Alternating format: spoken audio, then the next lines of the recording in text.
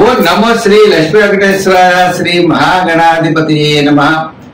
ఉగ్రం వీరం మహావిష్ణుం జ్వలంతం సర్వతోముఖం నృసింహం భీషణం భద్రం మృత్యుర్నమామ్యహం. ప్రేక్షకులు నమస్కారాలు తెలియజేస్తూ మనం జూలై మాసంలో మన రాశులకు ఎలా ఉంటాయో తెలుసుకుందాం. జూలై మాసంలో గ్రహాల యొక్క పరిస్థితి ఎలా ఉన్నది, ఏ గ్రహాలు ఎక్కడున్నాయి తెలుసుకుని మనం ఒక్కొక్క రాశి గురించి కూడా తెలుసుకుందాం. అయితే మరి జూలై మాసంలో గ్రహాలన్నీ ఎక్కడున్నాయా అంటే మిథున రాశిలోకి వచ్చేటప్పటికి గురుడు రవి మిథున రాశిలో ఉన్నారు. వృషభ రాశిలో శుక్రుడు ఉన్నాడు. మరి కర్కాటక రాశిలో బుధుడు, సింహ రాశిలో కేతువు, అంతేకాకుండా మరి కుజుడు కూడా సింహరాశిలోనే ఉన్నాడు. మరి సప్తమ స్థానమైనటువంటి కుంభ రాశిలో రాహు ఉన్నాడు. మీన రాశిలో శని, మరి చంద్రుడు 27 రోజులు 27 నక్షత్రాల్లోనూ సంచారం ఉంటుంది.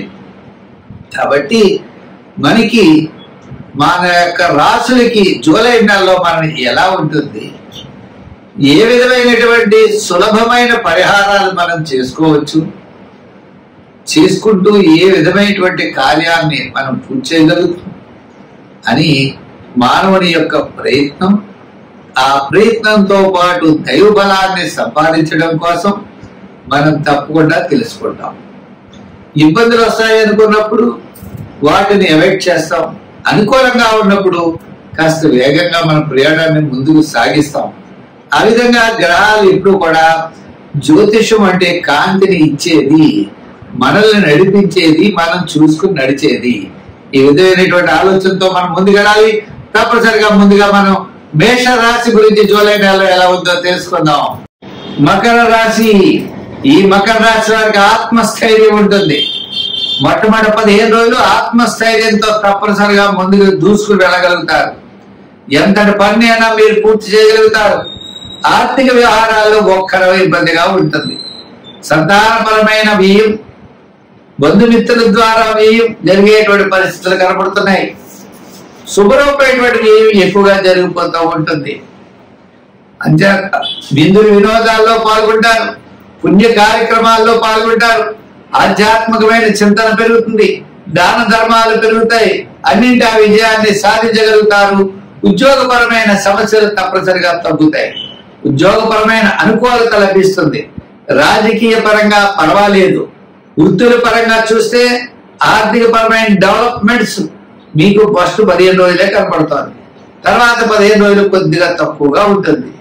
ఎందు గురించి అంటే మీ వృత్తులు చేసేవారు ఏ విధంగా చేయాలో ఆ విధమైనటువంటి ప్లానింగ్ మిస్ అయ్యేటువంటి అవకాశాలు కనపడుతున్నాయి.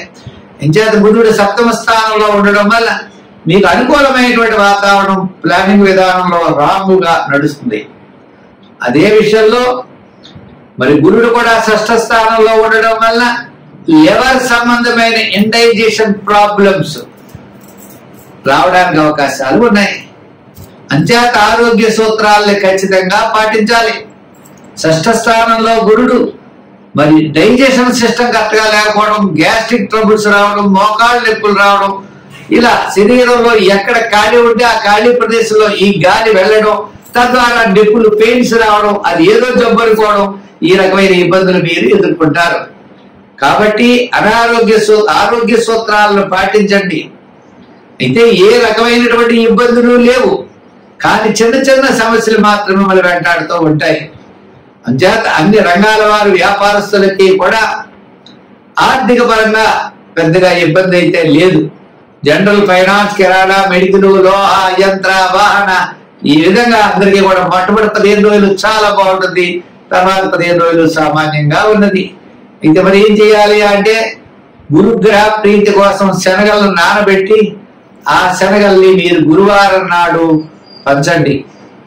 మొలకెత్తితే ఆవుకు పెట్టండి, లేదా ఉడకవేసిన శనగలు ప్రసాదం కింద తయారు చేసి పంచిపెట్టండి, లేదా శనగపిండితో చేయబడిన స్వీట్స్ తయారు చేసి కానీ కొని కానీ గురువారం నాడు పంచిపెట్టండి. మీ గురువునకు, మీ కుల గురువునకు తప్పనిసరిగా పంచెల చాపు, కండువాయిని కట్టుకునేటువంటి దాన్ని అవకాశం ఉంటే దానం చేయండి. గురువుని తప్పనిసరిగా పూజించండి. తద్వారా మీకు విజయం అనేది లభిస్తుంది, ఆరోగ్యం మెరుగవుతుంది. స్వస్తి. ధనుర్రాశి. ఈ ధనురాశి వారికి సప్తమంలోనే గురుడు, షష్టంలో శుక్రుడు. అంటే విందు వినోదాల్లో పాల్గొనే అవకాశాలు ఉన్నాయి. కుటుంబ ఆర్థిక సంతానపరమైన వ్యవహారాలు ప్రోత్సాహకరంగా ఉంటాయి. వివాహాది శుభప్రయత్నాలు అనుకూలంగా ఉంటాయి. లైఫ్ పార్ట్నర్ తో ఆనుకూల్యమైనటువంటి దాంపత్యం అనుకూలంగా ఉంటుంది. చిన్న చిన్న సమస్యలున్నా తప్పనిసరిగా తగ్గుతాయి. సంతానపరమైన వ్యవహారాలు ప్రోత్సాహకరంగా ఉంటాయి. సోపుణ్య కార్యక్రమాల్లో పాల్గొంటారు. శివక్షేత్రాలను దర్శిస్తారు. ఆధ్యాత్మికమైన చింతన పెరుగుతుంది. పబ్లిక్ లో రిలేషన్స్ పెరుగుతాయి. సంతానపరమైనటువంటి అభివృద్ధితో పాటు గౌరవ మర్యాదలు కూడా మీకు పెరిగే అవకాశాలు ఉన్నాయి. రాజకీయ పరంగా కాస్త గుర్తింపు ఉంటుంది. వృత్తుల పరంగా న్యాయవాదులు, వైద్యులు, కళారంగం వారు, చిన్న చిన్న వృత్తులు చేసే వారికి ఆర్థిక ప్రోత్సాహం ఉంటుంది. వ్యాపార పరంగా కూడా finance, general, kirana, medical, shares, IT రంగం వారికి, చేతి వృత్తి పని వారికి, మెడికల్, గృహోపకరణాల వారికి కాస్త అనుకూలంగా ఉన్నది. ఉన్నప్పటికీ సాటర్న్ అర్ధాష్టమ శని ప్రభావం కూడా మీకు ఉన్నది. ఎవరో ఏదో రకమైన ఇబ్బంది పెడుతూ ఉండడం, స్వల్పమైన సమస్యలు వస్తూ ఉండడం, ఒక పనికి ఒకసారి పెడితే ఆయన దొరకపోయి 3 సార్లు జరగడం, ఇటువంటి ఇబ్బందులు మీకు కనపడుతూ ఉంటాయి. అంచేత ఒక ప్రణాళిక లేకపోవడం అవ్వచ్చు, కొన్ని పనులు మీరు బద్దకించడం వల్ల అవ్వచ్చు, మీరు ఇన్ టైంలో కొన్ని పనులు చేయకపోవడం అవ్వచ్చు. ఇవన్నీ సాటర్న్ ప్రభావం వల్లే కలుగుతాయి. మనం రాంగ్ రూట్ లో ప్రయాణం చేస్తే యాక్సిడెంట్లు అవుతాయి. అంచేత మనం కరెక్ట్ రూట్ లో వెళ్ళాలి. అంతేగాని శని ప్రభావం అనుకోకూడదు. ఎక్కడ పడితే అక్కడ సంతకాలు పెట్టడం, అధికారులు కూడా ఏమీ చూడకుండా సంతకాలు పెట్టడం, గతంలో జరిగింది ఇప్పుడు జరుగుతుందని అనుకోవడం, ఇవన్నీ కూడా అవివేకం అవుతాయి. ఇటువంటి తెలివి తక్కువ పనులు మాత్రం ఈ రాశి వారు ఎటువంటి పరిస్థితులను చేయకూడదు. రాంగ్ డెసిషన్ ఎప్పుడు తీసుకోకూడదు. మీరు తీసుకునే నిర్ణయం కరెక్ట్ గా ఉండాలి, విధి విహితంగా ఉండాలి, రూల్ ప్రకారం ఉండాలి. అలా ఉన్నట్లయితే మీకు శని ప్రభావం ఏమీ ఉండదు. గురుడి యొక్క ప్రభావంతో మరి కాస్త అనుకూలమైన ప్రభావం మీకు కనబడుతుంది. సంఖ్యల్లో 3, రంగుల్లో ఎరుపు, తెలుపు ఎక్కువగా వాడండి. దానాల్లో తిలదానం చేయండి. వారాల్లో సోమవారం చేయండి. సోమవారం చేస్తూ మీరు తప్పనిసరిగా మరి జమ్మి చెట్టు చుట్టూ ప్రదర్శనలు చేయండి. తిలదానం తప్పనిసరిగా చేస్తూ ఉండండి. నల్లని వస్త్రం కూడా ఇవ్వండి.